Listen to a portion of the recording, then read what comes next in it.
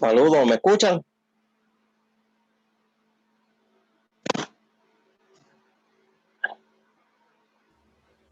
Okay. Ajá.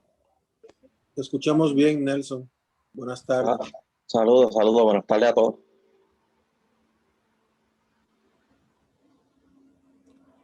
No, pero Bill no te apures porque si no puede, lo que podemos hacer es ya ni yo traducir los objetivos nada más.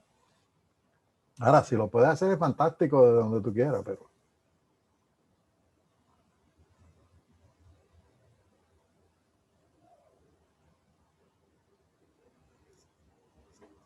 sí.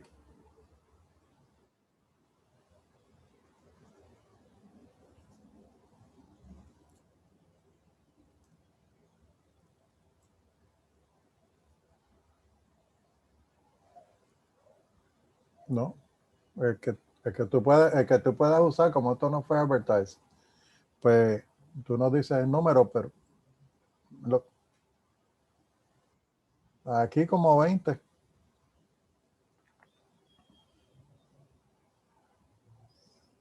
No sabemos cuánto van a ser, Diana, porque en la otra había más gente que los que habían miembros del comité. No sabemos cuántos van a ser, Diana. No podemos decir que son 10 y son 20.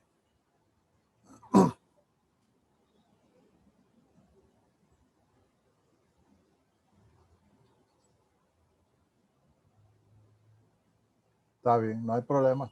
No hay problema.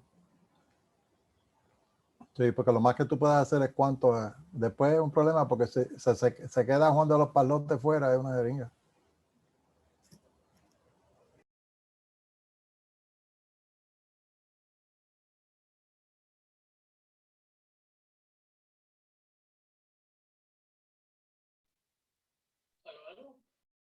Buenas tardes a todos, Wilson por aquí. Saludos, Wilson. Saludos, saludos. Felicitaciones por el reconocimiento hoy, Nelson. Gracias. ¿Eso fue hoy? No, eso fue hace 2 días atrás. Ah, ok, pues felicitaciones. Gracias. Buenas tardes. ¿Me escuchan? Saludos, Carlitos, sí, te escuchamos. Ok, saludos. Vamos por aquí.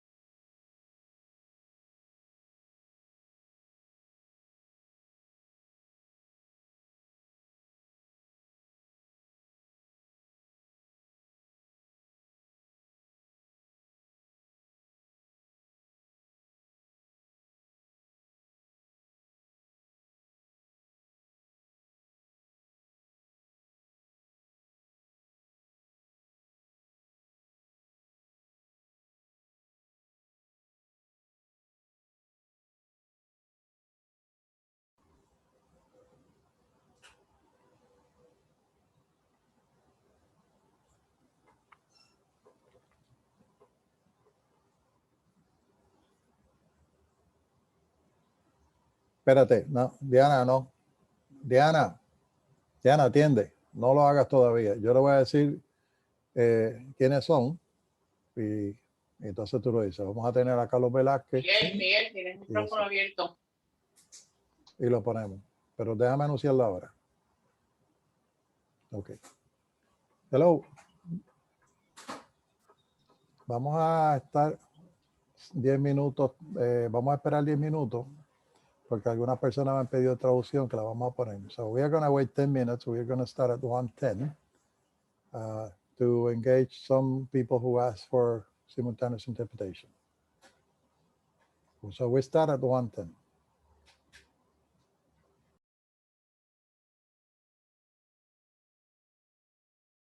My name and that'll come up.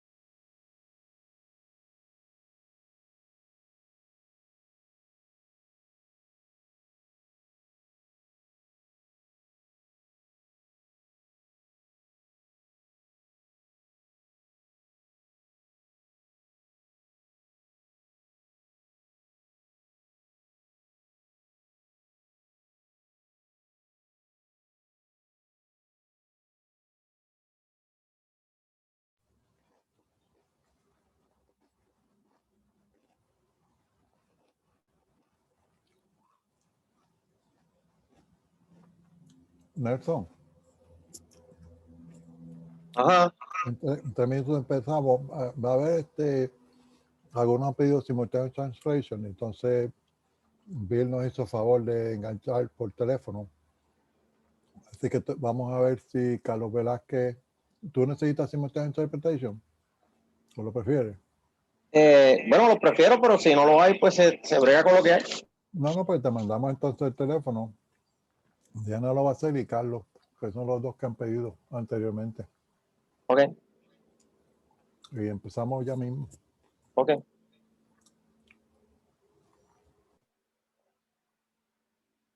Buenas tardes, saludos. El que está en un iPhone, ¿podría identificarse para saber quién es para récord? Tenemos que esperar todavía a cuando hablamos. Y vamos a hacer el roll call y le pedimos eso a cada uno. Si es que tenemos uno ahí que dice iPhone solamente, no dice el nombre. Sí, pero se lo decimos. Saludos, buen día. El del iPhone es Edwin Javier Arroyo Medina. Muchas gracias. Gracias, gracias. Estamos. Hi, Gary Rogers here. Miguel, ¿ya diste el número? Hi, can you guys hear me? Hola, Gary, ¿sí? Yes, Estamos okay, bien. okay. Hi, I'm here. I made it. I don't want to barge in on the Virgin Island guys. Diana, envíale Dime. a Nelson y a Carlos Velázquez el número a que se pueden comunicar para español. Bueno, lo puedo dar aquí para todo el mundo. Envíalo por texto a Nelson y a Carlos Velázquez. Muy bien. Lo siguiendo lo que usted me dijo.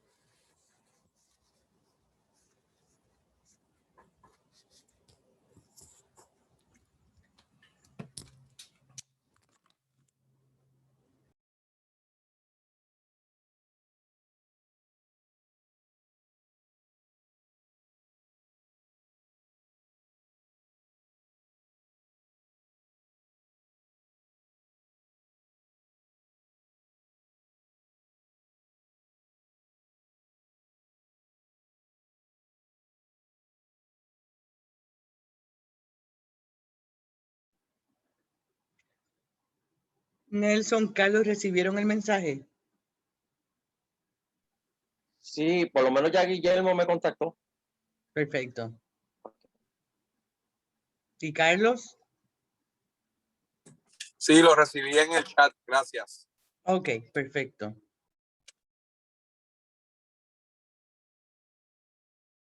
Ya ni tenemos como para 3 más, ¿verdad?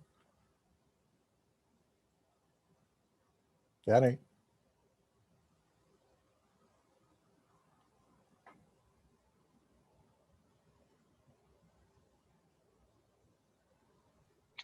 Efectivamente, Miguel, después de Carlos y de Nelson quedarían 3 espacios en la llamada, correcto. Okay.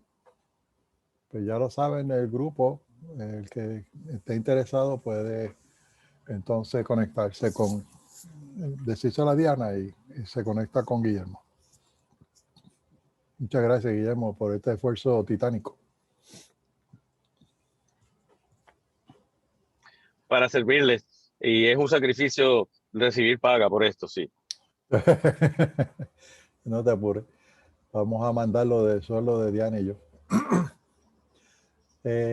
Ok, Nelson, ya puedes empezar. Y vamos a, antes de que empiecen, vamos a, basado en la experiencia que tuvimos esta mañana, para hacer la reunión más efectiva, la doctora Duval nos va a dar la presentación, todo en inglés, pero después lo que queremos hoy es oír del panel asesor de Puerto Rico si el lenguaje que está incluido en los objetivos que se han puesto en el borrador está de acuerdo con lo que ustedes han hablado, discutido anteriormente. Entonces, vamos a comenzar con eso, pero en la agenda propiamente la vamos a abrir cuando Nelson diga la fecha y la hora. Y lo primero que vamos a hacer es roll call, que Natalia lo va a leer. Para aquellos que estén en teléfono, pues entonces cuando Natalia termine de decir los nombres, pues se identifican. We are going to start now with the meeting. And we have limited capacity for 3 more people who can join the simultaneous interpretation. Based on this morning's meeting with the DAP, St. Thomas and John, we want to concentrate on the language of each one of the draft objectives that we have in the strategic plan. Then in June, we are going to have an extensive discussion in Spanish, English, with all the objectives and the plan strategies for this 5-year management plan, strategic management plan that we are preparing. So Nelson, can you open the meeting and then Natalia can do the roll call? Seguro, en español o en inglés, Miguel.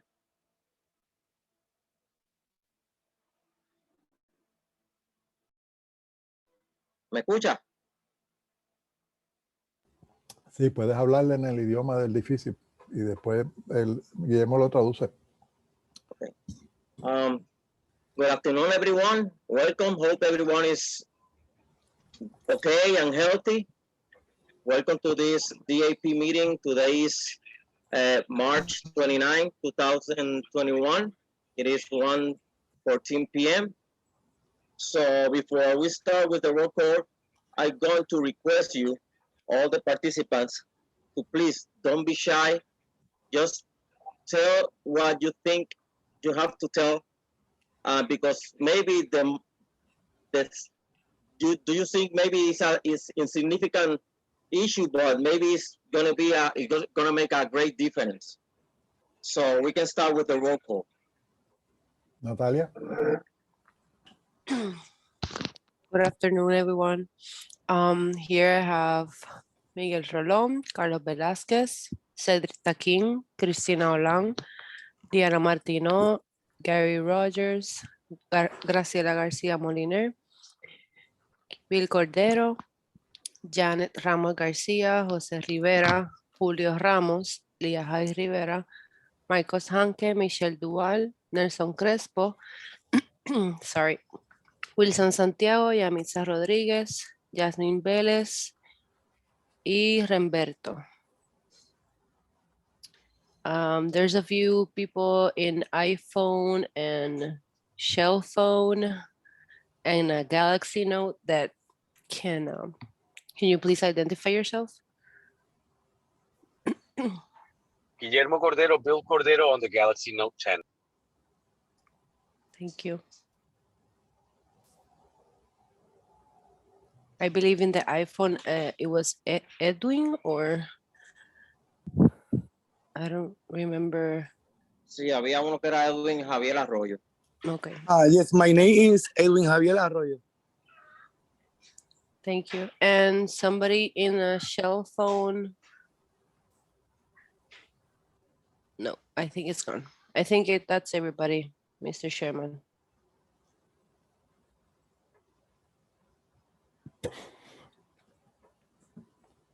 Okay, Nelson, now Michelle can open, Dr. Duval can share the screen. Yeah, go ahead, Dr. Duval.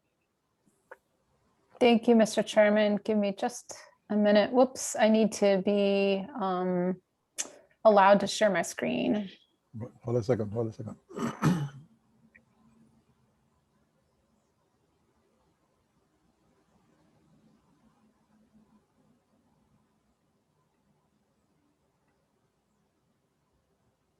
Sorry for that.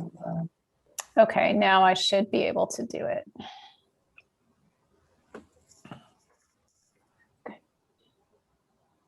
Okay, can you see my screen, Mr. Chairman? Yes. Okay. Sí. Solo póngame en mute tu teléfono que está escuchando traducción, por favor. Okay, I'm going to go ahead and get started. So thank you, Mr. Chairman, and thank you, members of the Puerto Rico DAP for being here today. We want to review today the draft objectives for the 5-year strategic plan. So Hold a second, Michelle. Para aquellos que tienen el simultaneous interpretation de Guillermo, por favor, pongan su máquina en mute para que puedan oír sin interrumpir acá. Gracias. Go ahead, Michelle. Thank you, Miguel. So I just want to give a brief overview of what we will be talking about today. First, I'm just going to briefly review the components of a strategic plan. Then I'm going to review the sources of information that went into the development of these draft objectives, as well as the draft vision, mission, and goal area statements that you'll see. Then I'm going to quickly review the general organization of the strategic plan, and then we will get into the review of the draft objectives, the draft Puerto Rico specific objectives, and that is really what our focus is on today, as Miguel indicated earlier. So just to briefly review the components of a strategic plan, there are 5 of them. The first is a vision. So this is the desired future state an organization would like to achieve. It's meant to be very aspirational. The mission is really the fundamental purpose or focus of an organization, and it outlines an organization's approach to achieve its vision.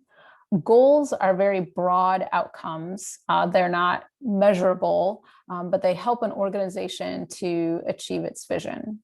Objectives, which is what we're going to be focusing on today, are specific, often measurable targets that help an organization to meet its goals. So you can think of these as mini steps or a subset of the goals.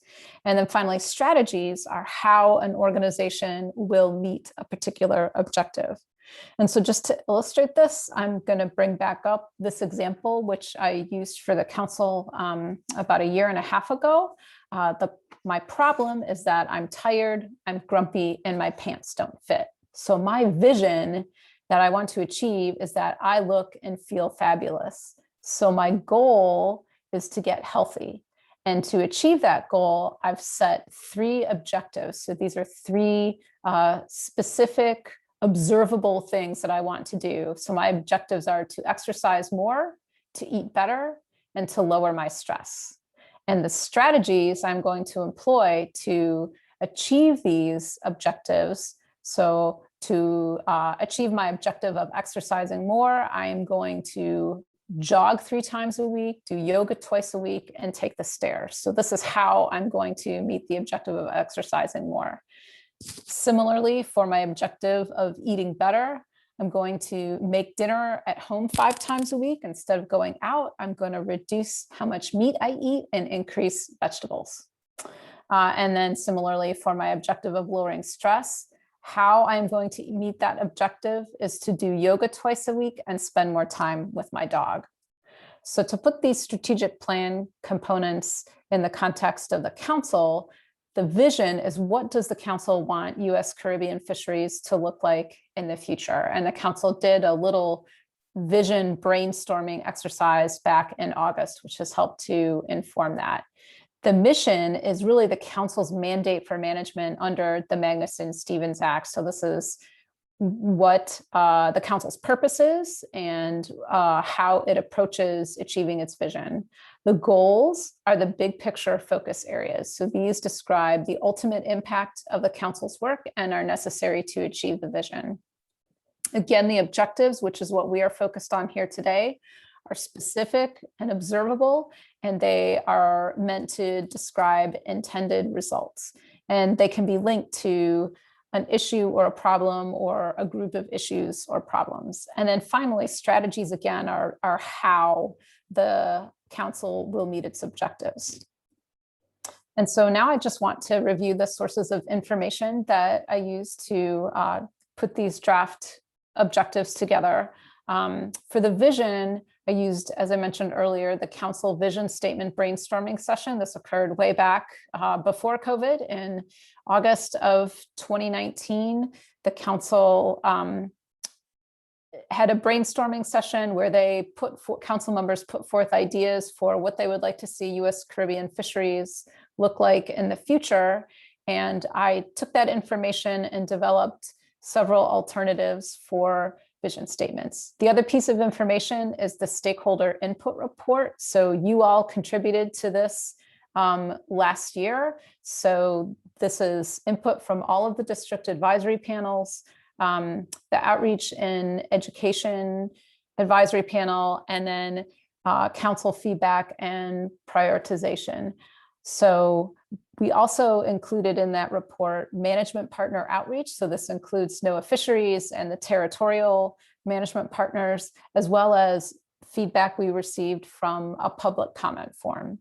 And then finally, the other very important piece of information is the island-based fishery management plans and the previous public input that was received from there. Oops, let's see. Okay, and so just quickly to review the different stakeholder and public input discussion themes that were part of the stakeholder input report. We had 4 of them.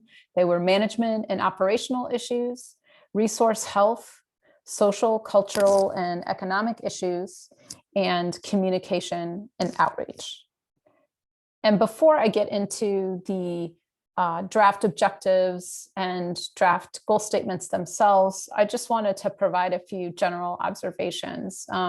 So first, within each of those 4 stakeholder input themes, there was a lot of overlap in priority issues identified by the DAPs and the council. And so this has resulted in several similar and in many cases identical island-specific objectives, where much more specificity will come in is in the development of strategies, which, as Miguel has indicated, will be the focus of our June meeting. The other thing I would note is that there are many priority issues that the council, that the DAPs identified that are more appropriately addressed as island-specific strategies or as activities that are part of an implementation plan. So one of the other things I wanted to mention is just as when you all developed your goals and objectives for the island-based fishery management plans, there are many goals and objectives that are very similar among the 3 different island-based fishery management plans. And there are some goals and objectives that are actually alike. So this is also what you will see in this draft strategic plan. And the other thing I would like to emphasize is that ultimately all of the US Caribbean island districts are working towards the same broad goals. So with that, I just want to give a little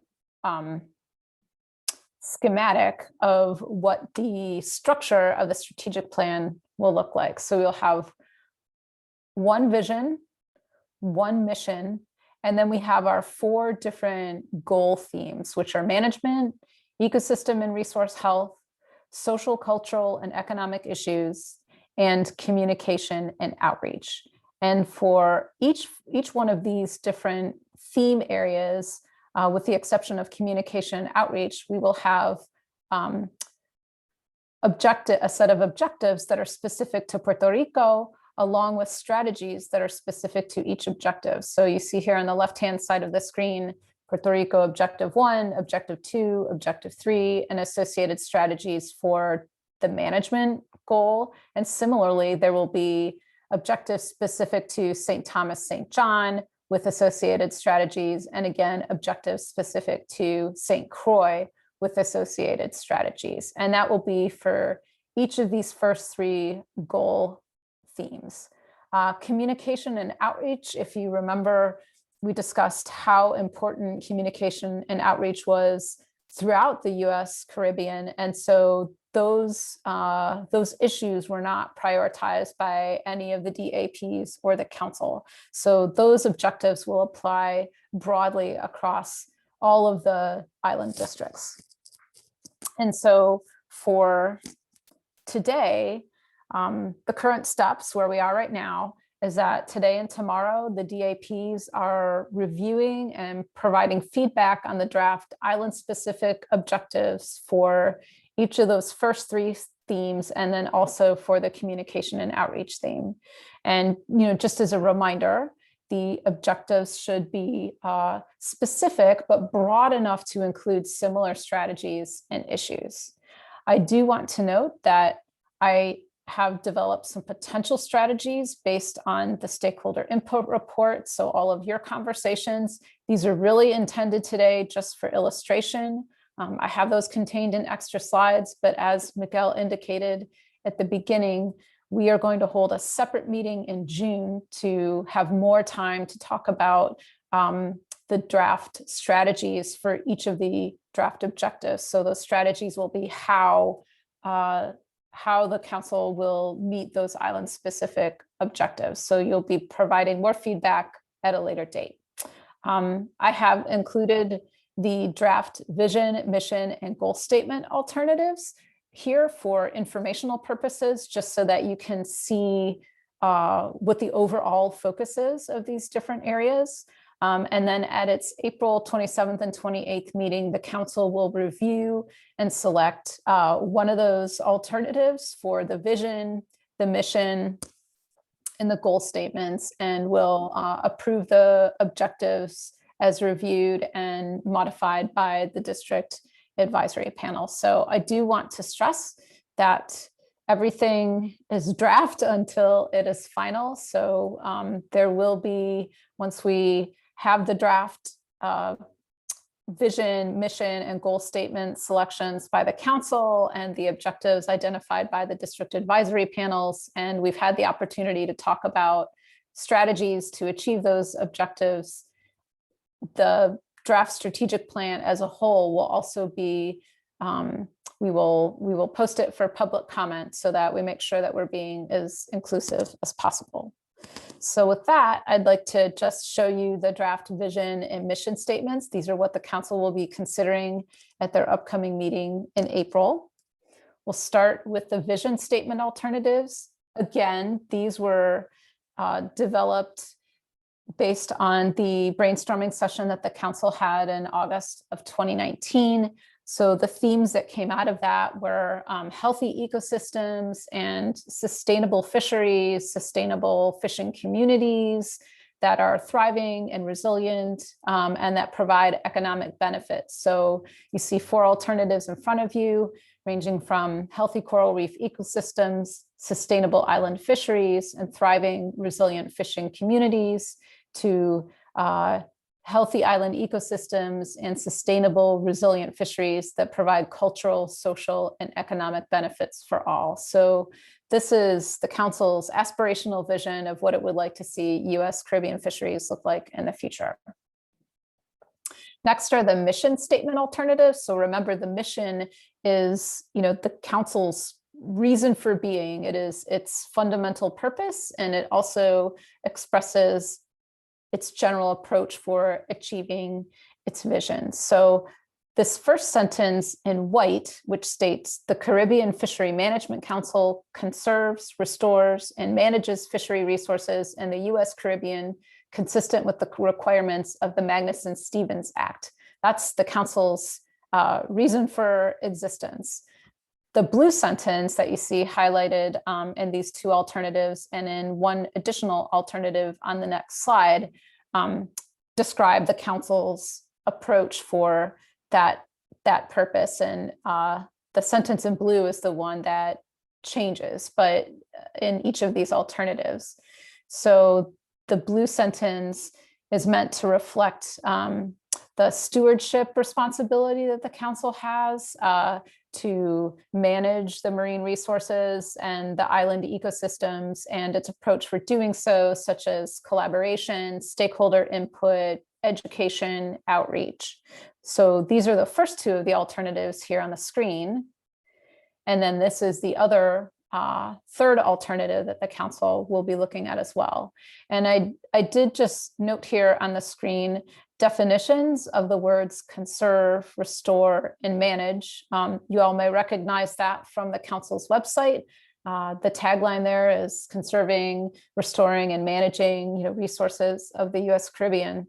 And I just want to emphasize that the definition of the word conserve is, in this context, to avoid wasteful or destructive use of something. Sometimes it is mistaken for preservation, which means to just maintain in a static state, and that's not what we're talking about here. Likewise, restore is to bring back into existence or put back to a former state. And manage is meant, to treat with care and to exercise supervisory direction or stewardship of. And so now I'm going to get into the four different goal themes. The first is the management goal theme alternatives. So you see 3 alternatives here in front of you on the screen, and I drew the island-based fishery management plans. I drew from the goals and objectives in those plans to help inform the development of these 3 alternatives that you see here, and looked at common management goals across all 3 of those island-based fishery management plans. So, these goal statements are meant to reflect management strategies or approaches that provide for healthy and sustainable island fisheries and fishing communities. Reflecting local ecosystem productivity was also a theme in those goals, as well as considering the needs of island fishing communities. So these 3 alternatives are what the council will be seeing at its meeting at the end of April, and selecting one of those from there. So now I want to show you, these were the management and operational issues that you all saw during our meetings in late August and early September of last year. And I showed you all this slide at the council's December meeting, but this is the selection of priorities by the different district advisory panels and the council. So the yellow highlight indicates priorities that were selected by all 4 of these bodies. Those highlights in gray are priorities that were selected by 3 of these groups. And I think what you can see, what I'm trying to illustrate, is that there is a significant amount of overlap among those priorities that were selected among all of the groups. And so for Puerto Rico, these are the draft management objectives that are based on those priorities, as well as the conversations that you all have had, as well as some of the objectives that are contained within your island-based fishery management plan. So the first of those draft objectives is support the development of accurate, timely, and cost-effective data collection, reporting, and monitoring programs. And I've just noted here that I've developed 6 potential strategies that you all will be reviewing more closely in June, that would be potential ways that the council would meet this objective. So this reflects your conversation on things like trust in the data collection system, improving fishery independent data, prioritizing data collection for those species that are subject to seasonal and area closures. Remember, we talked a lot about seasonal and area closures and how it was important to do assessments for those species subject to those closures. The next draft objective is promote fisher involvement and other collaborative research approaches to meeting island-specific science and information needs. So again, this was one of the priorities selected by the DAP. So potential strategies that could be used to meet this objective include developing a list of Puerto Rico specific research needs and working with science and research partners to prioritize stock assessments for those species that are subject to season and area closures. The next draft objective is ensure that management measures encourage regulatory compliance and foster effective enforcement. So this was, again, one of your top 5 priorities that was selected last August. And, you know, just an example of a potential strategy would be to, you know, review the effectiveness of existing Puerto Rico management measures and to work with DRNA to foster regulatory consistency, which was also something that you all spoke about. And then the last draft objective is collaborate with domestic and international partners to promote adaptive and efficient management that considers diverse community interests. And incorporated within here is one of your other top 5 priorities, which was to establish clear management objectives. And so that fits very nicely as more of a strategy within this objective than as a standalone strategy. So I just wanted to note that. But this includes things like, you know, participating in other international fishery management body meetings, such as WCAFC, like the Queen Conch Work Group, evaluating new and existing management measures for compatibility with local ecosystem productivity, and using things like ecosystem status reports. So these are just the 4 draft management objectives.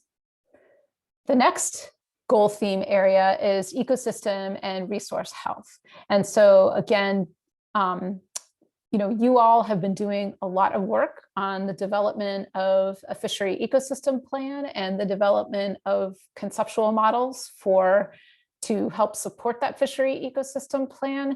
And so these ecosystem goal statement alternatives try to take that into consideration, as well as the different ecosystem components of your island-based fishery management plan goals and objectives. So these speak to supporting, you know, ecologically sustainable uses and healthy, resilient marine resources, and maintaining island ecosystem structure and function, as well as productivity. So again, the council will be selecting from these at the end of April as one of its ecosystem goal statements. And so again, this was the chart that I showed everyone at the December council meeting. So this was the list of resource health issues that you all talked about in August, along with the top 5 priorities that the DAPs and the council identified. I've also highlighted here in yellow and gray the overlap in priorities among the different bodies. So you can see again, there are several priorities that are highlighted where there was overlap. And so the draft resource health objectives for Puerto Rico, we have 4 of them, and those are, first and foremost, implement the fishery ecosystem plan as a roadmap for future council actions to maintain the ecological relationships, roles, and services of Puerto Rico's island ecosystem. And so, you know, as part of the potential strategies that you all may want to consider under here, this also includes evaluating existing spawning closures, such as Bajo de Sico and Abril La Sierra, to determine contributions to ecosystem integrity, collaborating with science partners and stakeholders to improve local ecosystem information, identifying enforcement concerns that may impact ecological relationships. So this is meant to incorporate those top 5 priorities that you identified. The second is identify, manage, and protect coral reef and other fishery resource habitats of Puerto Rico. So you all had a lot of discussion about erosion and sedimentation and pollution and how all of those things are interrelated and how they impact critical fishery habitats. And so, you know, this includes potential strategies such as developing habitat council habitat policies that address the impacts to essential fish habitat from coastal development, erosion and sedimentation and other forms of pollution. Supporting the Southeast Fisheries Science Center efforts to map Puerto Rico habitats and supporting projects that rehabilitate fishery habitats to offset habitat loss or damage. So, that was another one of the priorities that you noted was habitat loss and destruction and, creation, rehabilitation.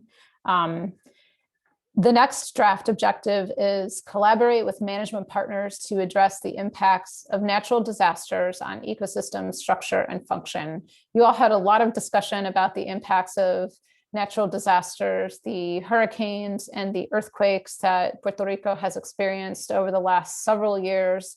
And so I wanted to make sure to include that as a standalone objective. But this could include potential strategies such as, determining what data are needed to evaluate the impacts of natural disasters on species and habitats, to incorporate the effects of natural disasters in the development of ecosystem status reports, which are the Southeast Fisheries Science Center is working on developing those currently.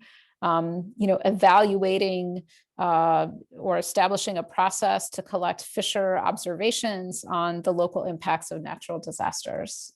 And then the last objective is collaborate with management partners to address enforcement concerns that may affect ecological relationships. So you all had a very robust discussion about the impacts of enforcement and illegal activities and on natural resources, and that enforcement was a very big concern in Puerto Rico. So just a couple of example strategies would be to conduct outreach with the NOAA Office of Law Enforcement as well as DRNA enforcement personnel about the impacts of illegal fishing activities on fishery resources and habitats, and how they might impact those relationships.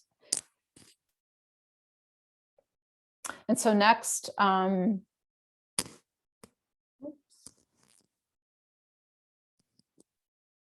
see, I apologize, I think.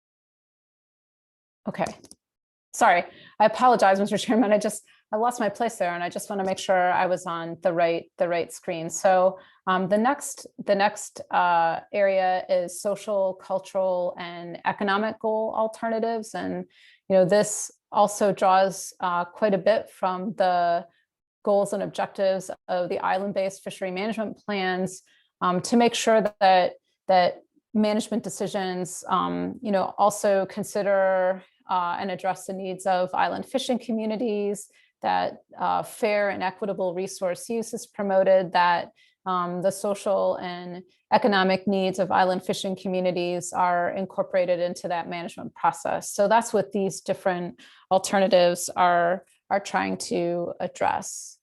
And so this is the chart of the different social, cultural, and economic issues that you all discussed back in August. And again, highlighted are the top 5 priorities selected by the DAPs and the council. And you can see there's quite a bit of overlap here in these priority issues. And so these are the draft social, cultural, and economic objectives for Puerto Rico. So the first is to promote the collection of social and economic data that informs management decisions. So, an example of this is to, engage science partners and the SSC to identify and prioritize those social and economic data gaps, as well as using results from existing studies, such as the Hurricane Maria and COVID-19 assessments to inform future decisions. The next objective is evaluate the social, cultural, and economic impacts of management decisions and actions across user groups. So, you know, this was also based on some of your objectives in your island-based fishery management plan as well. So this includes things like documenting the social and economic impacts of the existing Puerto Rico closed seasons and spawning areas on commercial, for hire, and recreational stakeholders. You know, ensuring that management measures address cultural differences across Puerto Rico's fishing communities, and things like that.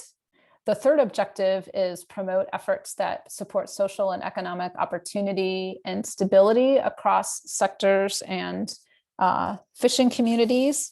And some potential strategies to meet this objective include, you know, supporting community efforts to improve fishing infrastructure across Puerto Rico. So this was one of your priority issues, was infrastructure needs. And, you know, rather than as a standalone objective, this is, you know, really more of a strategy to help provide economic opportunity and stability, is improving those infrastructure needs. You know, additionally, you know, the council itself cannot directly address those, but it can support efforts of other organizations to do so and to highlight the need for those types of things. The last draft objective is consider the impacts of enforcement and illegal fishing in Puerto Rico on economic opportunity and social well-being. So inadequate enforcement and illegal and unlicensed commercial fishing were also two of your top 5 priorities. So a strategy to potentially meet this objective would be to collaborate with science partners to document the economic impact of illegal or unlicensed sales of fish in Puerto Rico, and to work with management partners to determine where additional enforcement is needed and could improve economic conditions. Oops, sorry, I went up a slide instead of down. And then finally, we come to the communication and outreach goal alternatives. And as I mentioned earlier, there are not island-specific objectives for these, because we decided that all of the communication and outreach activities were extremely important, and that, you know, any resources that could be dedicated to these efforts were needed. And the district advisory panels and the council discussed several additions and suggestions for you know, expanding the communication and outreach activities. So these are meant to address, I guess, primarily 3 major things, these goal statement alternatives. You know, the types of tools that the council uses. You know, the Outreach and Education Advisory Panel has done a tremendous job of expanding the tools that the council uses to get the word out about meetings and activities and provide information. They also try to address participation in the council process. So that's another thing that we talked quite a bit about, was improving and increasing participation in the council process, as well as increasing general public knowledge, education, and outreach efforts through things like the fisheries liaisons. And so, just as a reminder, what you see up here on the screen, these were the various communication and outreach issues that the DAPs and the OEAP discussed. So the OEAP also provided written input on these different issues. And again, it was decided that all of these are important, and that the more outreach, the better. And so to capture all of that, it really there are really three primary objectives. The first objective deals with tools that are responsive to the way that different stakeholder groups would like to receive information. The second objective is about increasing the participation in the council process. And the third objective is really about the education and outreach component of what the council does and what the OEAP does. So again, the first objective is use a variety of communication tools that consider the social, cultural, and economic characteristics of target audiences. This includes things like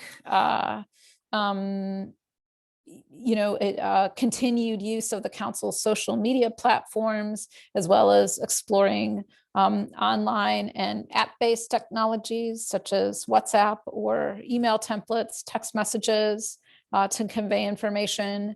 Making sure that we're noting the preferences and needs of people who would like traditional communication tools such as paper and newspaper and radio announcements and things like that. Ensuring that we're being sensitive to stakeholder language preferences, coordinating with other organizations to, expand the council's communications to other audiences as well. The second objective, promote participation of a variety of stakeholders in the council's process.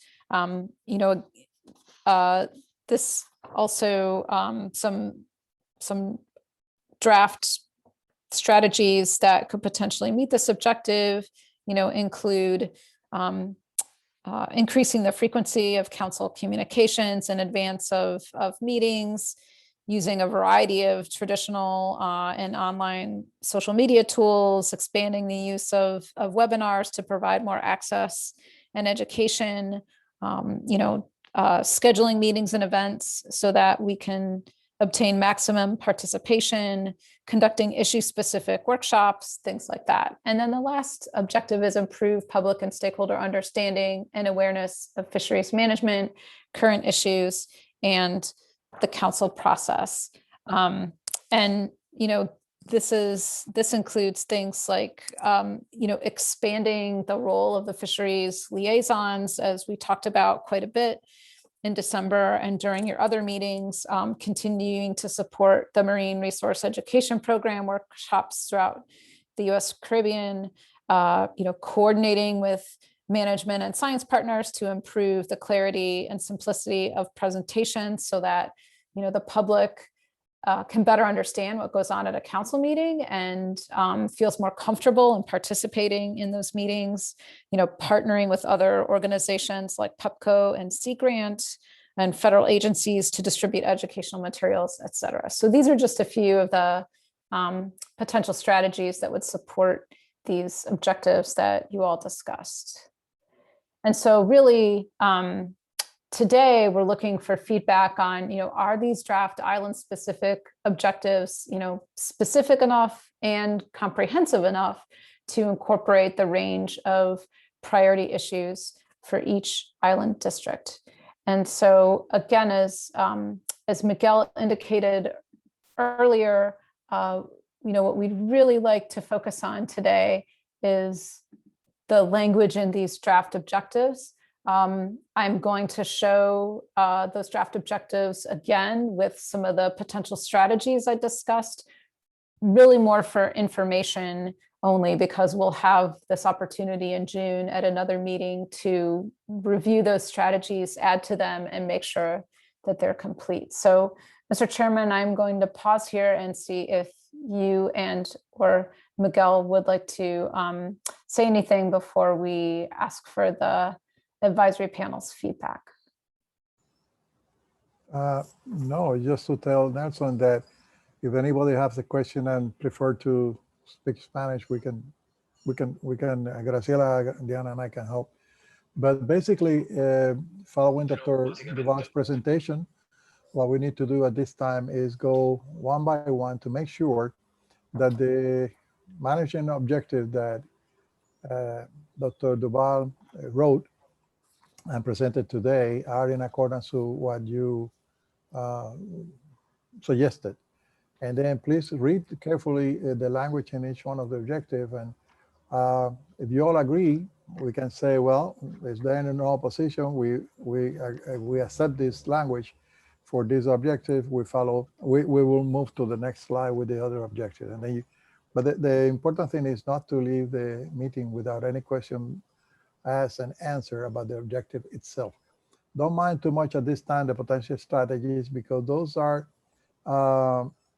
specific draft things that you have to do to achieve your objective. And for example, support the development of accurate, timely, and cost-effective data collection, reporting, and monitoring programs.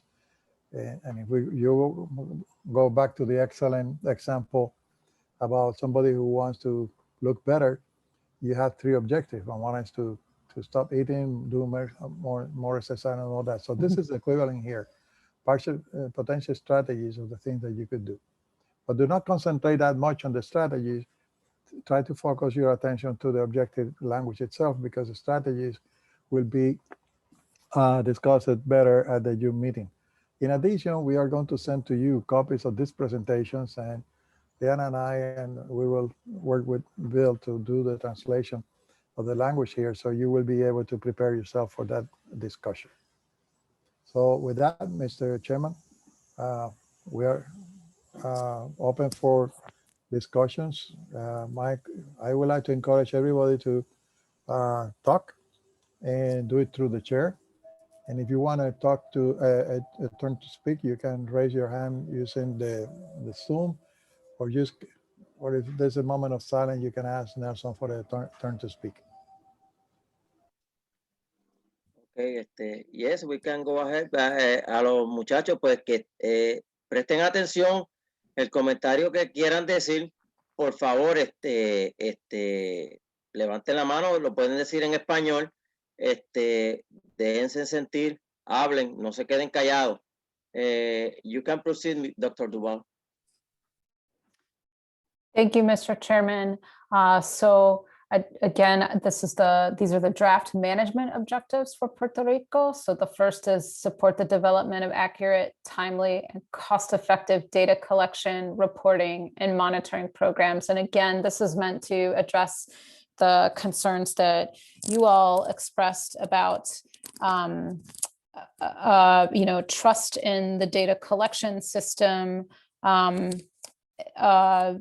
making sure that we have accurate commercial and recreational data collection, but it also speaks to other issues that you discussed extensively, including assessing and evaluating the impacts of closed seasons in areas. And so, prioritizing data collection, fishery independent data collection and research for those species that are subject to those seasonal and area closures is also included in here. So that's some of the issues you all talked about have multiple components that fit under different goal areas and different objectives. So is this objective, is it specific enough, but does it capture all the types of data collection, reporting, and monitoring that you all have discussed?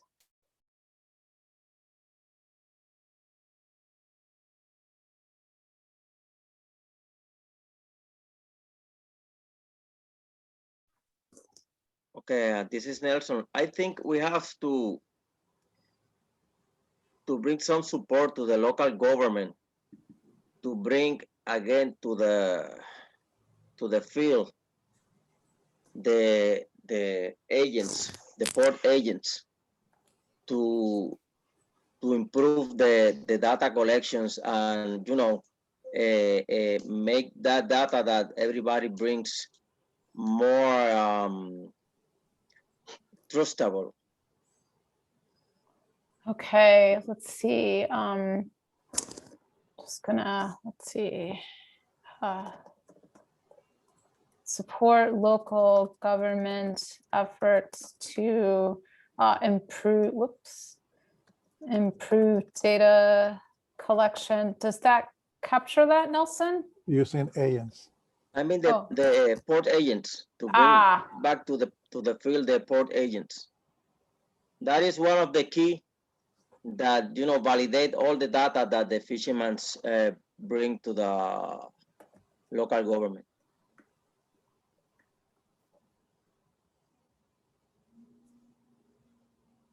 Does that capture your suggestion, that line, Nelson? Yes. Nelson, there's also this line in here about supporting the Southeast Fisheries Science Center and DRNA improvements to commercial sampling as well. So that might overlap there too. Mm-hmm. Thank you, Nelson. Okay. ¿Alguien más quiera aportar algo?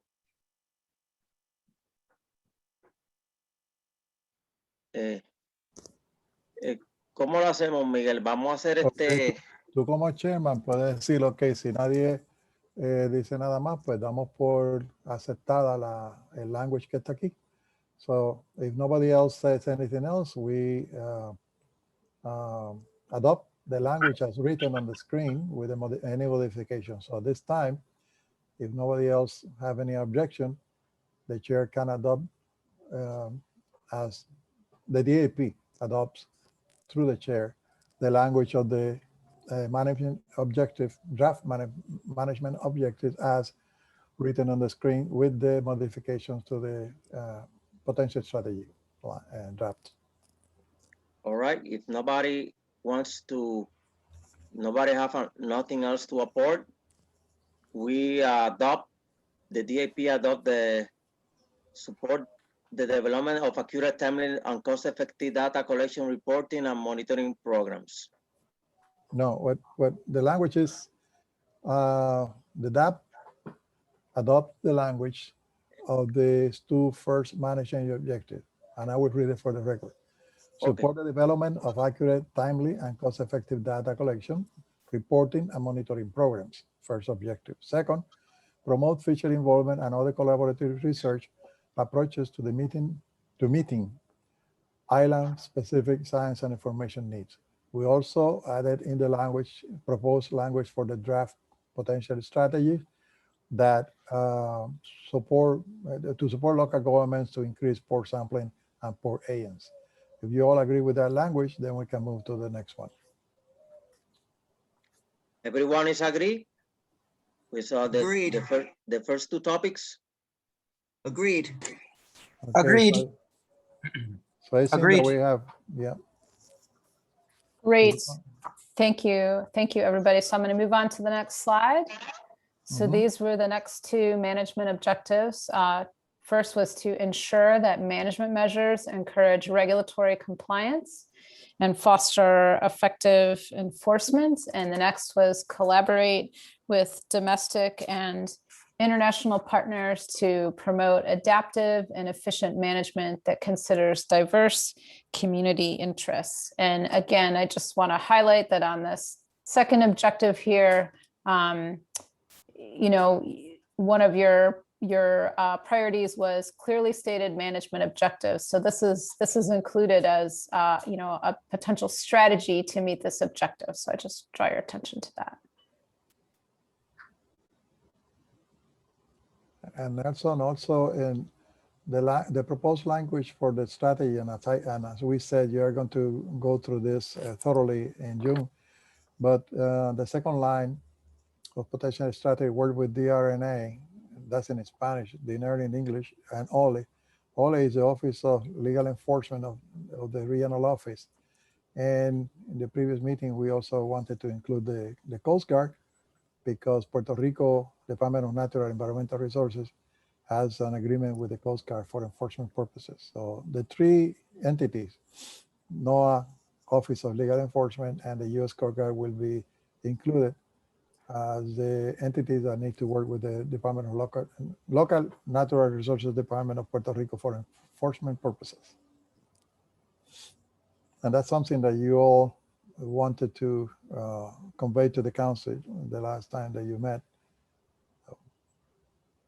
Any language changes or any additions to the actual draft management objectives that we have on the screen as read by Dr. Duval. ¿Alguien tiene algo que aportar en estos dos tópicos?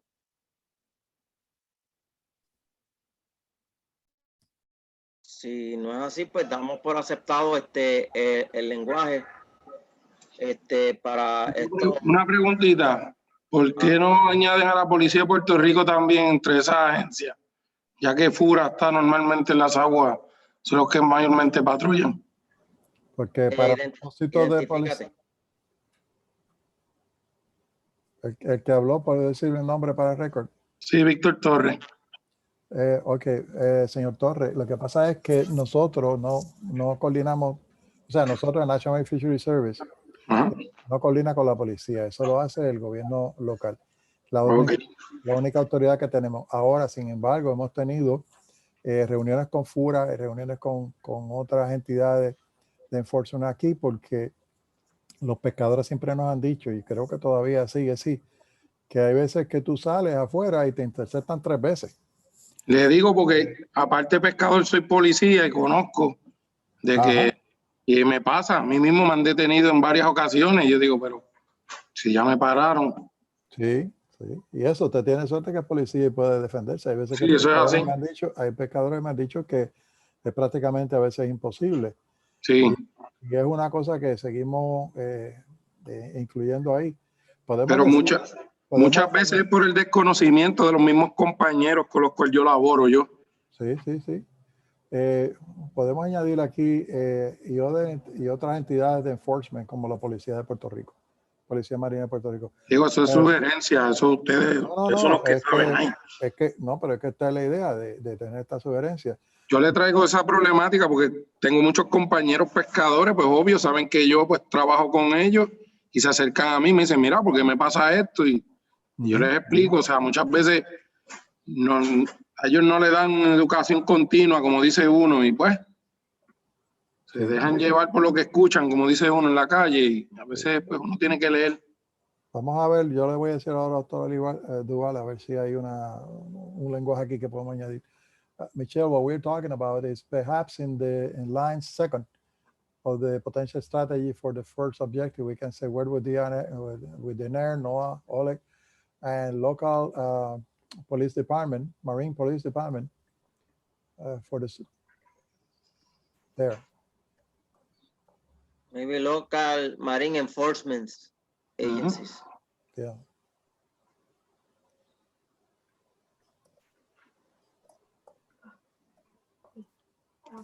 Yeah. How's that? Yeah, perfect. I believe that that encompasses Victor's worry at this time. So, and anything else, Nelson and the group, that you would like to add to this slide here? ¿Alguien más? Exactamente, eso es lo que queremos, que digan lo que piensen, ¿no? Vuelvo y le sigo sugiriendo pues que no se queden callados y digan lo que, ¿verdad? Lo que entiendan que es meritorio. Si no hay, if we don't have nothing more to add to these 2 topics, the DAP adopt the agenda for these 2 topics. Adopt the objective of the language. Adopt the correction for these 2 topics. En la reunión de esta mañana hubo una sugerencia que le mandaran el estipendio a los que hablen nada más. Así que ayudemos al chairman aquí a bregar con esto. So if the meeting, if the members of the DAP agree, we can move to the next one, Michelle. All right, thank you very much, Miguel and Mr. Chairman. So next are the draft ecosystem and resource health objectives. So again, there's 2 on this slide and 2 on the next slide. The first is implement the fishery ecosystem plan as a roadmap for future council actions to maintain the ecological relationships, roles, and services of Puerto Rico's island ecosystem. And again, this is meant to ensure that all of the work that you are doing on the fishery ecosystem plan and that you did on your conceptual models as part of this strategic plan And I'll also just, draw your attention to the conversation that you all have had about closed areas and closed seasons and the species affected by that, one of the potential strategies is to evaluate those existing spawning season closures and areas to determine contributions to ecosystem integrity. So again, this is an issue that crosses many objectives and theme areas. And then the second objective is identify, manage, and protect coral reef and other fishery resource habitats of Puerto Rico. And again, you all had an extensive discussion about the impacts of pollution, which can include erosion and sedimentation, impacts from coastal development, as well as other forms of pollution and the impacts on habitats. So this objective is meant to capture that, as well as try to capture things like outreach and education on what those impacts, non-fishing impacts are, as well as mapping all of the different habitats around Puerto Rico, which is very important for doing things like fishery independent surveys. So I will pause here and see if there are any comments on the language of these two objectives. Thank you.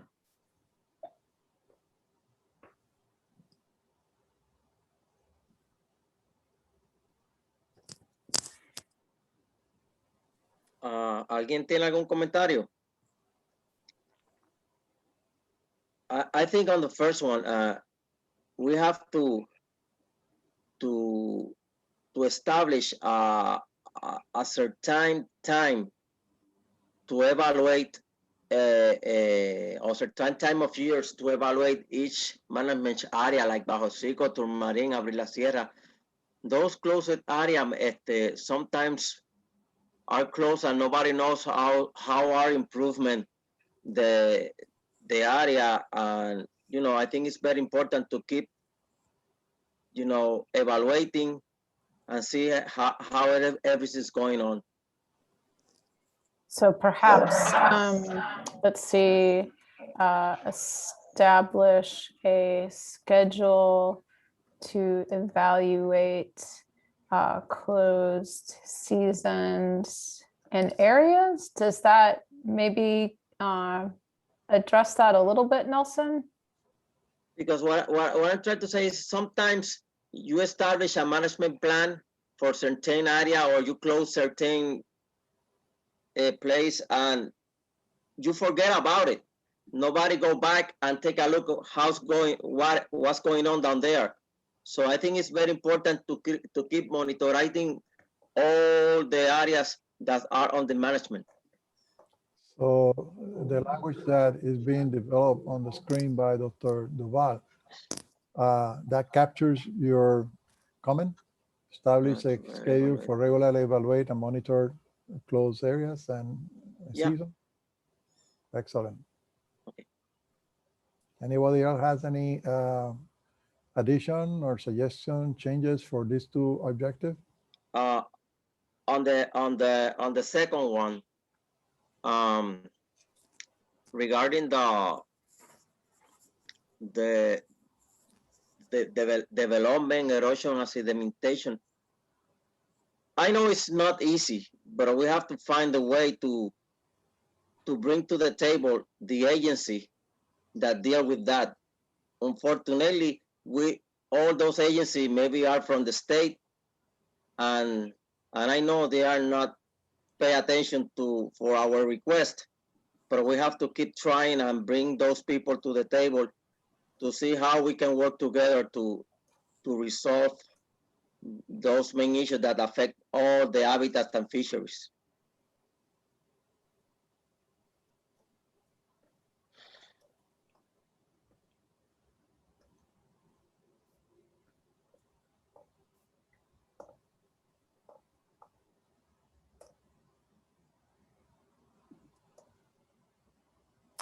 So Rather than permitting this activity, should be managed. These activities. managing these activities.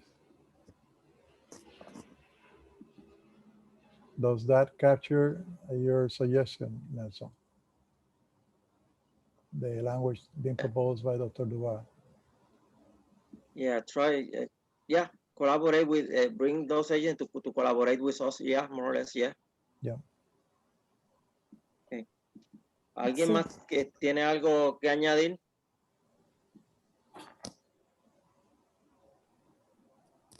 If not, we adopt the modification to the language for these two topics, and we can go on for the next two.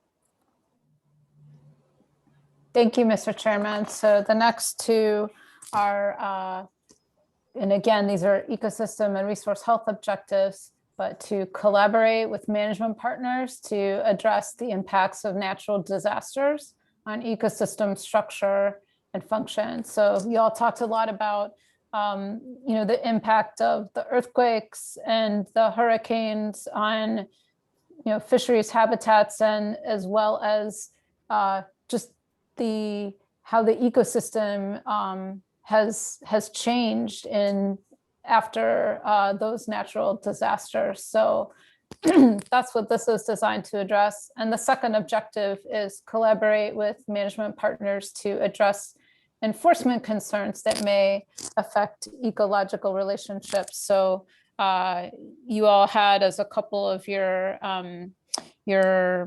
priorities, enforcement, was one of those things that you all spoke of, that how lack of enforcement for illegal activities, primarily fishing, can also impact the ecosystem.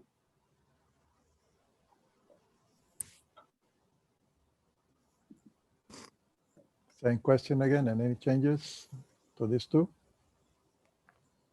I think for on the second topic, more than conduct outreach with NOAA, OL, and DNR enforcement personnel, I think we have to go straight to the fishing community. We know, everybody knows who is fishing illegally, and I don't want everybody to be penalized.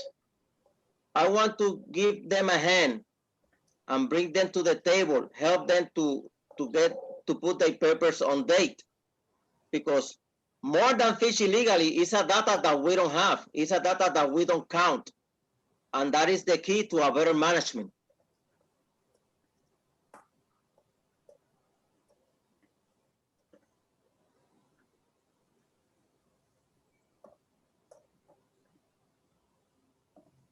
Hi, it's Gary. Can I say something for a minute? Yeah, go ahead. Okay, Nelson pretty much hit it right on the head. Now, the North American community in Rincon is getting larger and larger every year. And every year, more and more people are here, and they're buying more and more boats. And it seems like on weekends, everybody is fishing. And there's no data collection going on because these North Americans will sell them to their North American friends who have restaurants and bars, et cetera, or they'll sell them to the one guy who does have a license, and he'll fillet them up and bag them and put them all on Facebook. So that is a big problem. Also with fishing charters too. The fishing charters are out of control with people that are unlicensed. Yes, Great. I agree on that. So who can you identify yourself? Yeah, Gary Rogers, Ornamental Fishery, AP. No, there was another person who talked, but anyway, I know it was you, Gary. Gary, Oh, I'm so sorry. This is my first time using Zoom. So your name, please? Yes, my name is Miguel Caballero. Okay, thank you, Miguel. Oh. Nelson and Gary and the rest of the group, the new language that is being drafted by Dr. Duval, or she drafted already for the second objective, is that include your concern at this time? Yeah, for me it's okay. Okay. Yeah, excellent. one thing that I want to make sure is that people won't forget about this, because the thing about the strategic plan is that people like to have strategic plan and check, okay, I did it, and that's it. But if you look at this strategic plan, there's a lot of work, a lot of things that we need to do in the next 5 years. And I personally, I'm glad that you are all involved, but the point is that you have to keep pushing the council for your involvement in all this. Because we tend to sit behind a desk and forget about things, but it is important that the AP members, on your capacity as a member, your capacity as an individual, keep pushing the council through me, through the chair, and make sure that all this is taken in consideration when we move forward with this action. So this is great. So Nelson, anything else regarding this slide that we have on the screen? Okay, ¿alguien más quiere aportar algo? If not, we adopt the modification for the second topic. We can proceed with the next two. Thank you, Mr. Chairman. So the next theme is social, cultural, and economic objectives. So these are 2 of the 4 draft objectives for Puerto Rico. The first is promote the collection of social and economic data that informs management decisions. So this speaks to the priority that you all highlighted of the lack of social and economic data that there are right now. So, this is meant to address that by engaging with science partners, making sure some of those social and economic data gaps and research priorities are identified and, incorporated into funding opportunities, as well as using the results from studies that are being completed about the impacts of Hurricane Maria, as well as the COVID-19 assessments that you all are participating in to inform future decisions. The second objective is evaluate the social, cultural, and economic impacts of management decisions, actions across user groups. So you have commercial fishers, recreational fishers, for hire charter captains. So, reviewing and documenting the impacts of, say, the existing closed seasons and spawning areas on commercial, for hire, and recreational stakeholders. So, that was one of your big issues under this theme, was those closed seasons and stock assessments for affected species and evaluation of those closures. So you're seeing that issue, all the different components of it, the science component, the management component, and here the economic component across the different themes of the draft strategic plan. So, Mr. Chairman, I'll see if there's any comments on these 2 draft objectives. Okay, ¿alguien tiene algún comentario para alguno de estos 2 tópicos?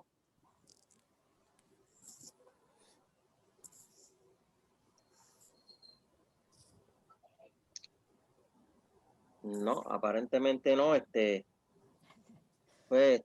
No comments on these 2 topics. I think for the first one, we have to involve the fishing community to work together with the scientific partners, because if you do a stock assessment or whatever study you want to do without the fishermen, first, it's not going to be trustable. And for sure, it's not going to be valid, for our expertise, for our experience. Every time a scientific go by itself, it's a chaos. It can go through. Okay, so Michelle just added after science partners, fishers. Yep. Okay. Anything else regarding this slide? ¿Alguien más quiere añadir algo? Maybe add seafood purchasers, seafood buyers. Cedric, you identify yourself for the record. Cedric Taquin, that member. Thank you. Yeah, maybe engage seafood purchasers in this first one over here. I don't know, maybe some big suppliers or bigger consumers. consumers. yeah, consumers, I guess, but I meant like people that buy in large quantities seafood. Maybe wholesalers, distributors, supermarkets, maybe big restaurants. Yeah, You get some solid data from them. By the way, the guy who you spoke has one of the best restaurants in the northern part of Puerto Rico. So just in case you wanna, thank you. I'll be there. Free advertisement right there. Thank you, Miguel. Yeah. Okay. You a mojito. Yeah. Gotcha. Anything else regarding these two topics? Sí. ¿Hay algún otro comentario? ¿Alguien quiere añadir algo más? If not, we adopt the modification for the first topic, and we can go with the next two. So no, okay, so we're done with this one. Okay, thank you, Mr. Chairman. So the next two objectives under this theme are promote efforts that support social and economic opportunity and stability across sectors and fishing communities, and consider the impacts of enforcement and illegal fishing in Puerto Rico on economic opportunity and social well-being. And so the first objective, that also comes from some of your objectives in your island-based fishery management plan, of economic stability, but it also addresses one of the priorities that you identified during our conversations last summer about infrastructure needs, so supporting community efforts to improve infrastructure across Puerto Rico. Building things isn't something the council itself can do directly, but it can highlight those needs and communicate them to, to local governments and support community efforts to improve those, to improve that situation. So I just wanted to highlight this for you because it was one of your priorities that you identified. And then also for the second objective about the impacts of enforcement in illegal fishing, again, inadequate enforcement and illegal and unlicensed commercial fishers were a couple of your priority issues under this topic.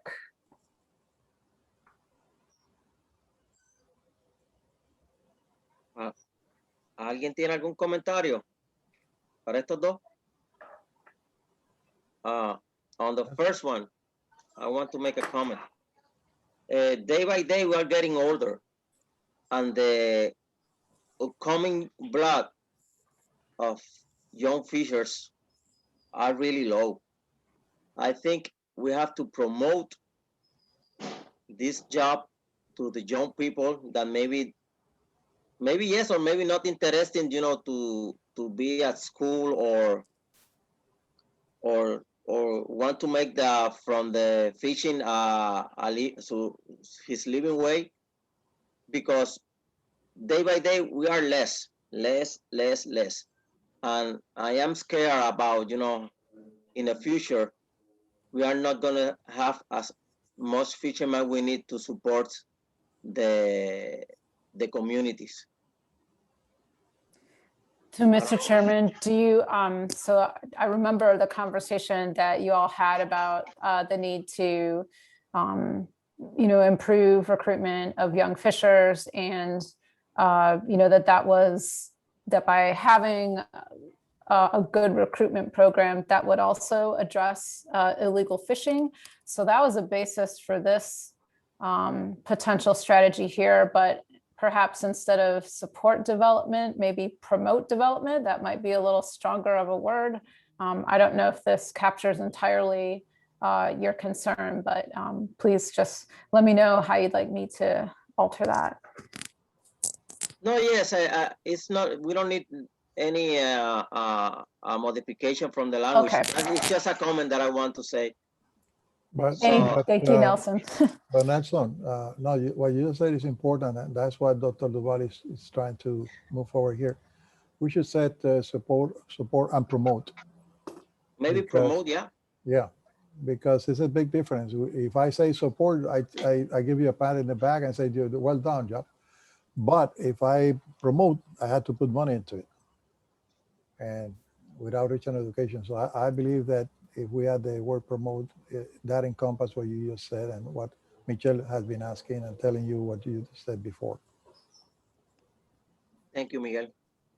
And again, remember that we are going to go through this thoroughly in June, but we need to give some indication to Dr. Duval as to how you would like this to move forward with and how. Just for the record, when the chair asks for a vote, it's only for the DAP members, but anybody can participate in the discussion. So when he said, if we all agree with move forward, he's referring to the DAP members. But so far, so good. Anything else on this screen, the language on the screen? ¿Alguien quiere aportar algo más para el cambio en estos dos tópicos? If not, we adopt the change on the first topic, and we can proceed with the next two. Thank you, Mr. Chairman. So you are on the home stretch now. This is the last set of objectives are the communication and outreach objectives. So remember, all of the DAPs had a lot of discussion about the importance of the communication and outreach objectives. And so this one, again, use a variety of communication tools that consider the social, cultural, and economic characteristics of target audiences. And so all of the potential strategies that you see here, I do want to emphasize would be in coordination with the OEAP, and that was something that the previous STAP added was in coordination with the AP.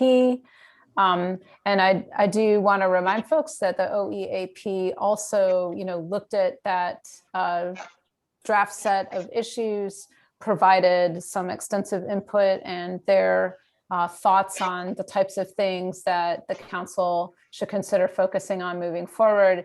And also want to emphasize that we will be asking the OEAP for their input as well on these draft objectives and potential strategies. So, this includes the use of social media, traditional media for individuals who, prefer that and also have need for it. Remember, one of the things we talked about is that not everybody has access to things like reliable internet. So we need to make sure we maintain those traditional tools. Making sure that, the council's website, is maintained because a number of people use that as an information source. Coordinating with management partners and other organizations, fishing organizations, non-governmental organizations, coastal businesses to try to expand the scope of the council's communications to new audiences. One of the suggestions we got from our comment form was to consider sector-specific and boat-friendly communication materials. So things that wouldn't get wet and be destroyed on a boat, things like maybe information about, closed areas or other regulations, things like that. So I'll pause here before we move on to the other two. Michelle, would you spell, just say for the record what OAP means? Oh, yes, For the I'm new guys? sorry. For the record is Outreach and Education Advisory Panel. Let me just write that out. No, we don't need to do it there, just Okay. for the record. But that's the body that advises the council on all materials, paper, electronic, that we could use to educate the public, general public, about management issues related to the fisheries. And that includes ecosystem issues, fishery issues, etc. And we have in that panel members of the fishing community. There are 3 fishers or people associated with fishers, along with people from Sea Grant, etc. This addition in coordination with the OAP is very important for the system that we have under the council. Any any comment regarding this topic, Nelson, or the group? ¿Alguien quiere aportar algo en este tópico? Si no, if not, we adopt next one. We adopt this one and go for next one. All right. So the next one is, this is about participation. So the objective is promote participation of a variety of stakeholders in the council process.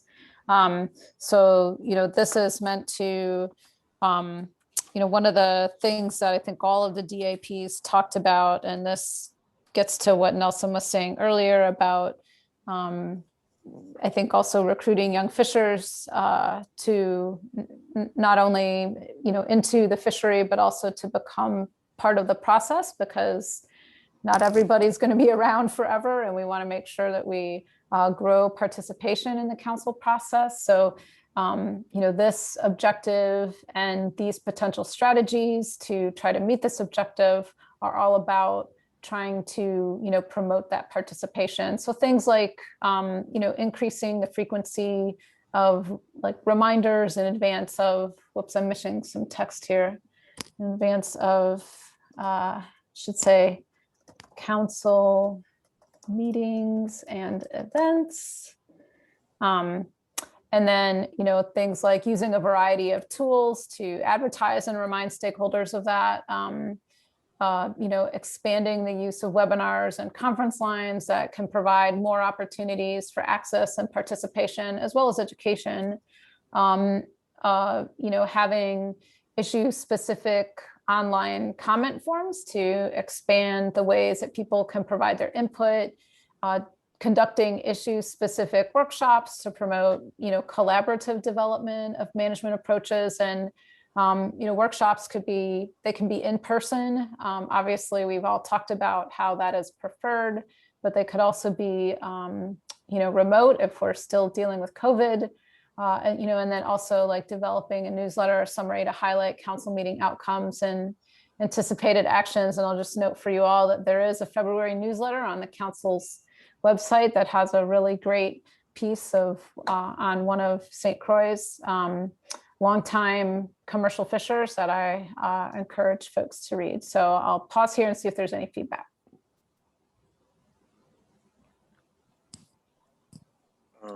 ¿Alguien tiene algún comentario aquí?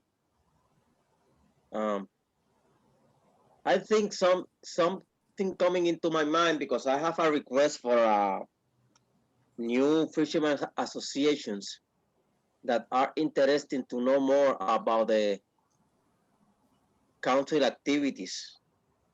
And I think that maybe in the future, when when all these COVID issues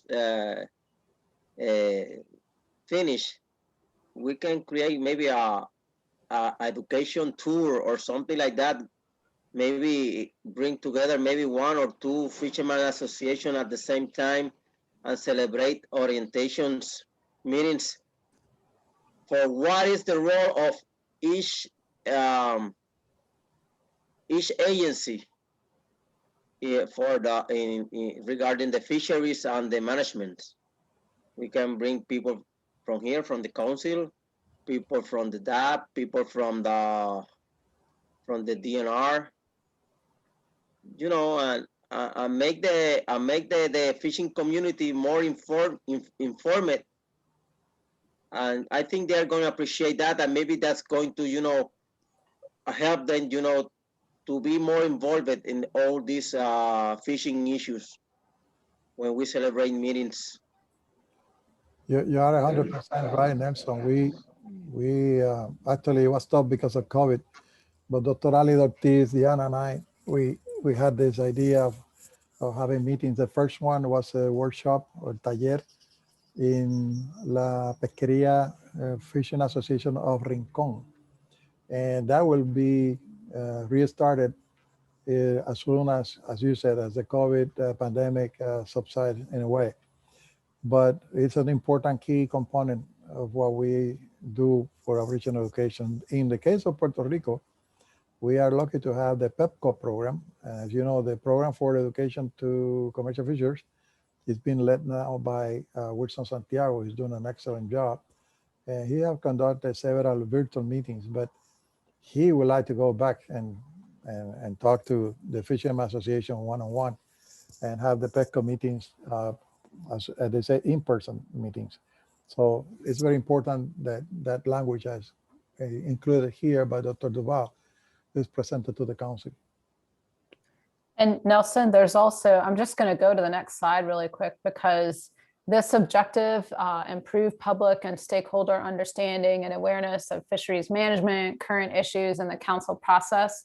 What you just suggested might fit a little bit better here.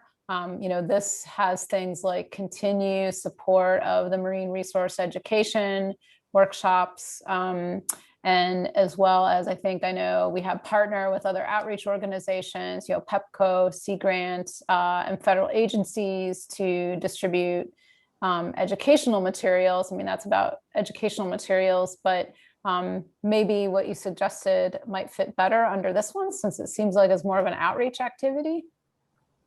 Yes, you're totally right. Okay, let me grab that from here and move that. Okay.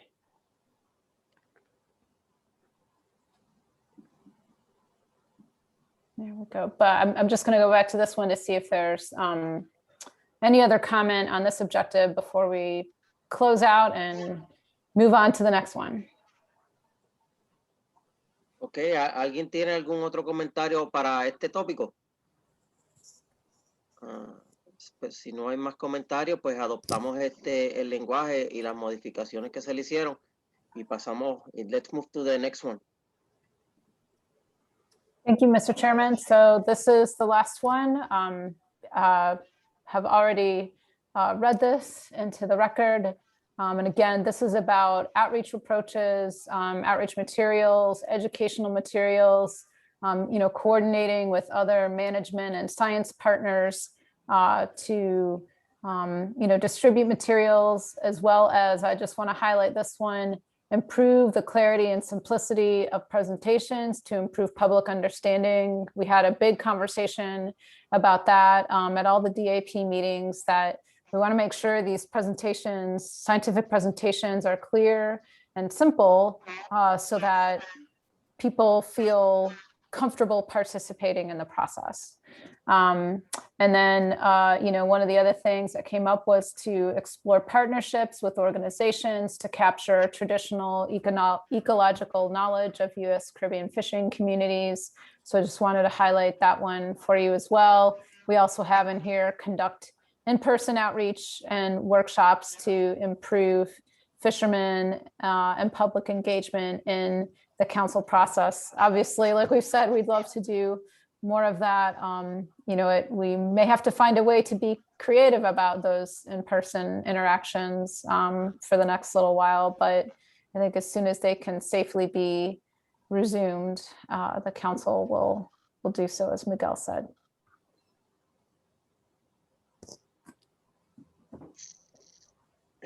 Nuevamente, ¿alguien tiene algún comentario en este tópico? Bueno, me imagino que no. Sí, buena. Okay. Miguel Caballero. Sí, adelante. Sí, como habían dicho, yo quisiera añadir aquí algo. Hay muchas personas que desconocen el proceso de esto de la pesca. So, hold on. Me gustaría que en el área norte acá, bueno, yo soy de Vega Baja, pertenezco a la vía pesquera de Vega Baja. Me gustaría obtener más información sobre esto en la vía pesquera para otras personas que estén al tanto de lo que está pasando y para que estudien y aprendan muchas cosas que están pasando con esto, porque hay muchas personas que no están informados bien, you know, hay muchas personas que no saben lo que está pasando y por no leer y estudiar, bueno, entonces me gustaría que parte de la vía pesquera pues obtuviera más cosas como para hacer un shop o hacer meetings, something like that, so, you know, que se pueda aprender un poco más, porque hay muchas personas que lo que hacen es pescar y no obtienen información y están perdidos. Yo, aquí con nosotros está Wilson Santiago, que es Yes. el que está a cargo del oficial de enlace con Puerto Rico, para que tome nota y se puedan ustedes dos comunicar. Y puedes también tomar el número de Diana Martino, que trabaja con el staff del consejo, y el teléfono de nosotros, que es el 787-766-5926, y el 767-398-3717, que es el mío.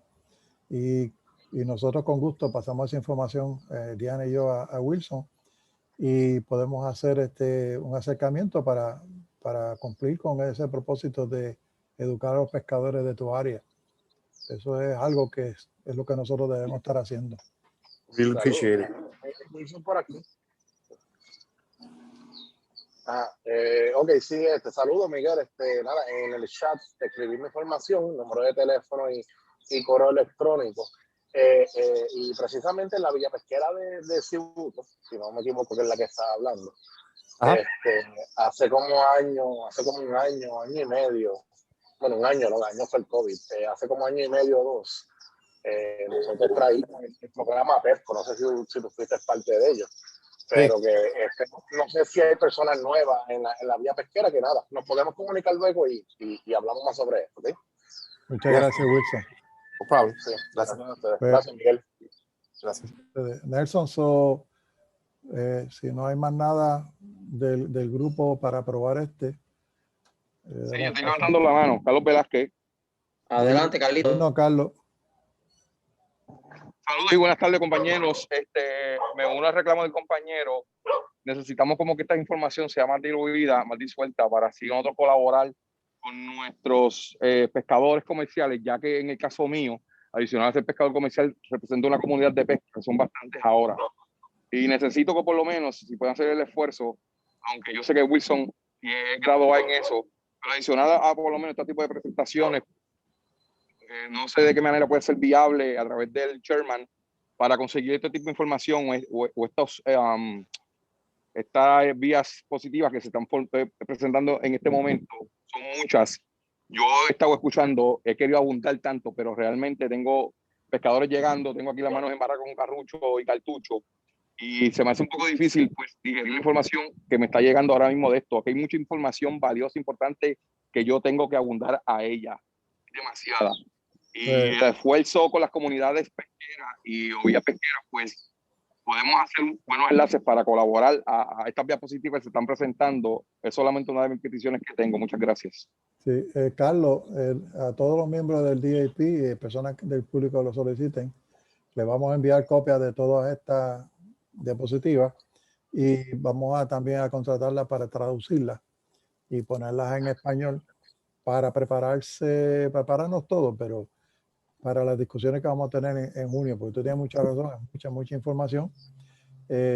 Difícil en 2 horas uno digerir todo y poderlas poner.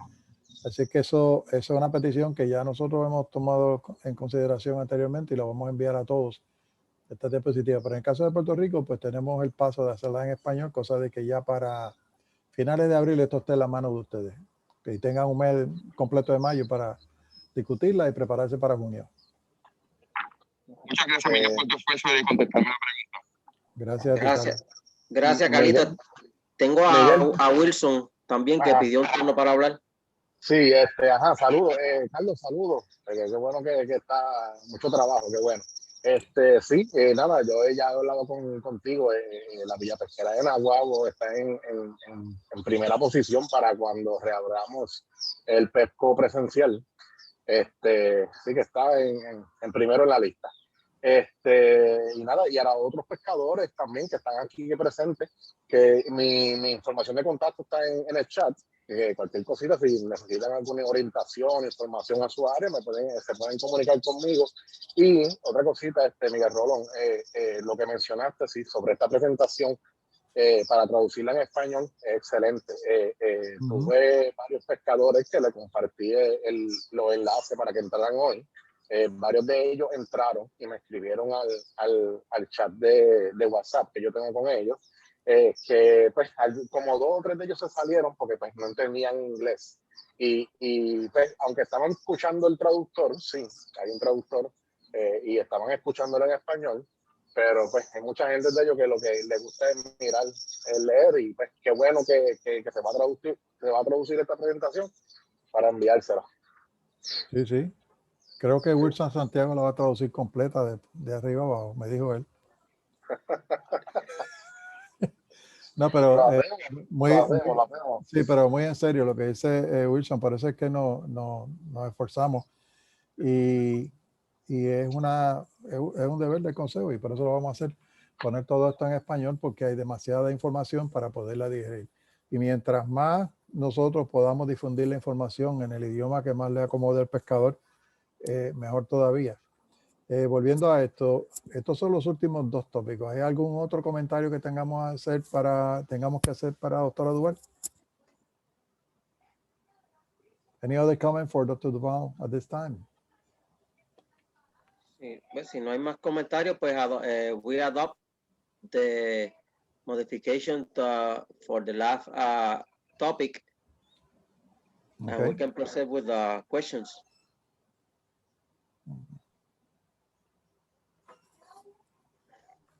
Okay, I believe that we finished. The next meeting of the group of the DAP will be on April 1920. The 3 DAPs will meet 1920. In the case of Puerto Rico, will be the 20th of April, 10 o'clock in the morning, I guess it is. And there will be the 2 topics that we are going to discuss. There will be the ecosystem model, the draft that had been discussed with you through 2020 and before, and the island-based FMPs. We expect to have that management plan approved sometime 2021. It's been delayed because of the implementation. The plan was approved, but remember the implementation, which is actual implementation of the regulation, will come in 2021. What we would like to encourage the members of the DAP is to think about probably modifications that you would like to suggest for the council. But until we have that meeting, it's anybody's guess what is going to happen with the island FMP at this time. Then the 3rd meeting this year, by the way, those meetings will be virtual. This other one will be a follow-up to this one, and we will have the slides in Spanish and the presentation. We have simultaneous interpretation available for everyone to participate, and probably we will be able to have suggestions from the members as they receive the slides that we have here. They can send emails to Diana and Dr. Duval or myself, so we can collect those and include them in the presentations in June. That's all we had, Mr. Chairman. Michelle, do you have anything else? I just want to say thank you to Nelson for chairing this meeting, and express my thanks to all members of the advisory panel, and to apologize for not having this presentation ready in Spanish for you today. It was quite a push to finish putting this together in English. And so I apologize. And as Miguel said, we'll be emailing everybody a copy of the presentation and work to get that translated into Spanish. So lo siento, mi español no es muy bien. No problem. So if there's nothing else, Nelson, you can close the meeting. Okay, thank you. Miguel Caballero. Adelante. Yes, I was going to ask if there's a link, or how can I miss the next virtual meeting? If there's something I have to sign up for, so I will miss it. No, the meeting is announced in our webpage, caribbeanfmc.com, and you can go there and you will see the Federal Register notice where you have the link to connect to the meeting. But also you can call Diana Martino, 787. Diana, ¿cuál es tu número? I can have this. 787-226-8849. Okay. Okay, I can have this info by. Okay. Go ahead. ¿Lo puedes repetir, Diana? Claro, 787-226-8849. Okay, so. Okay. Yeah. Miguel, on the social medias of the CFMC. Yeah, that's what I was going to mention, that Cristina Holland published the announcement for the meetings. We will have the way to connect to participate in the meetings. We have the meeting, which is the council meeting on the 27th of April. I encourage you to also listen to that meeting because it incorporates all this discussion and more. We will have a listening session on an important executive order 14-008 that deals with the National Marine Fishery Service listening session for council members, chairs, fishers, public in general, to listen to Dr. Duremos' presentation. Dr. Duremos is the head of the National Fishery Service at this time. So you can incorporate your suggestion at that meeting, and probably you will have a time to later on send Prepárate. your letters. Diana, quítale el mute. Ponle el mute for the new executive order 14-008. The meeting here could be closed if there's nobody else. All right, guys. Thanks. Okay, thank you, Dr. Duval, for your presentation. Thank you, Miguel, and all the guys for your help. Y muchas gracias a todos por participar y a los nuevos que que ingresaron hoy, que empezaron a participar de estos meetings. Sigan participando. Si tienen una duda, pueden comunicarse conmigo. Mi número es el 939-216-3862, que con mucho gusto los vamos a ayudar. Mientras más estemos participando, mientras más estemos colaborando, mejor las cosas van a salir. Y si nadie tiene nada más que aportar, vamos a dar por terminado esta reunión y buenas tardes a todos y manténganse seguros. Mucha salud para todos. Muchas gracias. Igual. Son las 3 de la tarde. Gracias, Nelson. Igual para ti y todos ustedes. Gracias, adiós. All right.